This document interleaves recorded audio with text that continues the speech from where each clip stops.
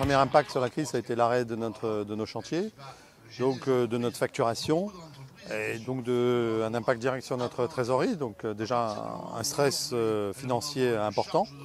Et puis des collaborateurs à l'arrêt, mis au chômage partiel. Donc ça a été le premier effet. Et puis ensuite, les chantiers ont pu reprendre un petit peu. Par chance, nous avions organisé la digitalisation de l'entreprise depuis quelques années. On a pu mettre tout le monde en télétravail sans que personne au bureau. Tout le monde a pu travailler de chez soi. Et donc on a fonctionné pendant cette crise. Alors, on s'en sort pas trop mal puisque nous on a pu faire au mois de mars 50% de notre chiffre d'affaires, 70% au mois d'avril et on va faire 90%, on a fait 90% au mois de mai pour retourner sur nos chiffres normaux. Ce qui nous perturbe aujourd'hui, c'est ce manque de lisibilité sur l'activité à venir pour la fin de l'année. Donc là on est devant un vrai enjeu pour pouvoir, nous devrons nous adapter face à cette situation. Déjà, nous, en toute humilité, on essaye d'être acteurs et de ne pas subir.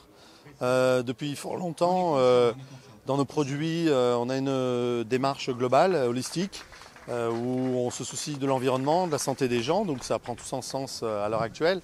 Donc je pense que notre offre elle a peut-être un peu plus de sens aujourd'hui. Je dirais que voilà, nous, je pense que c'est de faire savoir notre raison d'être, connaître nos produits, faire mieux connaître encore nos produits. Et parce que cette crise, c'est ce que je dis, c'est au-delà d'être une crise sanitaire, c'est une crise de sens à notre modèle économique, à notre vie, à notre façon de consommer, de vivre. Et peut-être que modestement, il faut que chacun évolue. Et j'aime à penser que nous, on est un petit peu déjà en avance sur ce chemin, donc qu'on séduira quelques clients supplémentaires. Déjà, ça permet, je dirais, le confinement et autres nous a tous cloisonnés. Donc c'est déjà bien de pouvoir partager, échanger à nouveau.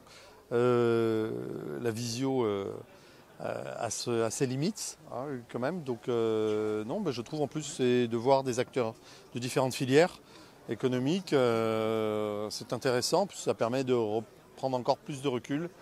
Et surtout, la dimension locale est importante parce que je pense qu'il faut justement qu'on prenne que les régions, que les marchés, que les départements prennent le pouvoir.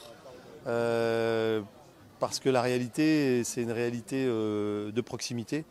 Donc je pense que voilà, en tous les cas, ce que je retiens, c'est surtout la proximité qui ressort de ces échanges.